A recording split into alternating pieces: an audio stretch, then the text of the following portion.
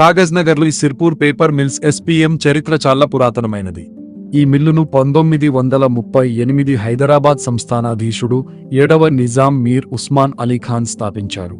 1938లో స్థాపించబడినప్పటికీ అసలు పేపర్ ఉత్పత్తి మాత్రం 1942లో ప్రారంభమైంది. ఈ మిల్లు కారణంగానే ఆ ప్రాంతానికి కాగజ్నగర్, కాగజ్ అంటే కాగితం అనే పేరు వచ్చింది.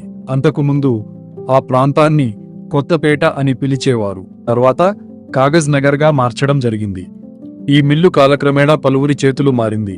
1950వ దశకంలో బిర్లా కుటుంబం దీన్ని చేజిక్కించుకుంది. బిర్లా గ్రూప్ నుండి ఈ మిల్లు నిర్వహణ పొద్దార్ కుటుంబం చేతుల్లోకి మారింది. ఎవరు? రవీంద్ర కుమార్ పొద్దార్, ఆర్కే పొద్దార్ ఈ గ్రూప్కు నేతృత్వం వహించారు. వీరు కోల్కతాకు చెందిన ప్రముఖ వ్యాపారవేత్తలు.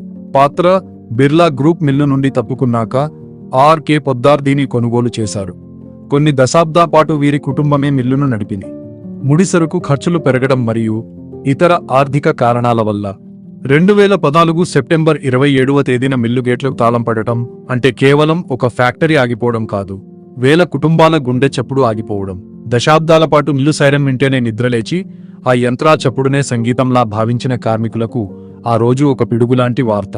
ఒక్కసారిగా గేట్లు మూతపడంతో సుమారు 3500 మంది ప్రత్యక్ష కార్మికులు, వేల మంది పరోక్ష కార్మికులు రోడ్డున పడ్డారు. పిల్లల చదువులు, పెళ్లిళ్లు, కనీసం పూట గడవని పరిస్థితి ఎదురైంది. తెలంగాణ ప్రభుత్వం ప్రత్యేక చొరవ తీసుకుని రాయితీలు ప్రకటించడంతో జేకే పేపర్ లిమిటెడ్ ఈ మిల్లును కొనుగోలు చేసింది. 2018 ఆగస్టు 2న అప్పటి మంత్రి కేటీఆర్ చేతుల మీదుగా ఇది తిరిగి ప్రారంభమైంది.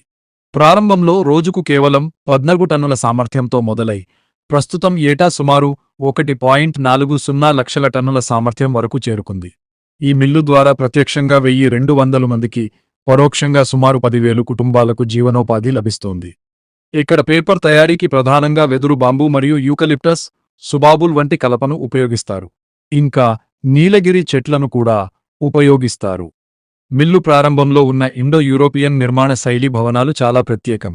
అప్పట్లో నిజాం ప్రభు ఈ మిల్లును ప్రారంభించడానికి వచ్చినప్పటి ఫోటోలు చరిత్రలో నిలిచిపోయాయి. బిర్లాలు ఈ మిల్లును తీసుకున్నప్పుడు భారీ యంత్రాలను, పేపర్ మషీన్స్ దిగుమతి చేసుకున్నారు. ఆ కాలంలో ఆసియాలోనే అతిపెద్ద పేపర్ మిల్లుల్లో ఒకటిగా ఇది వెలుగొందింది. ఆనాటి చిమ్నీలు, భారీ బాయిలర్ల ఫోటోలు మిల్లు వైభవాన్ని చాటుతాయి.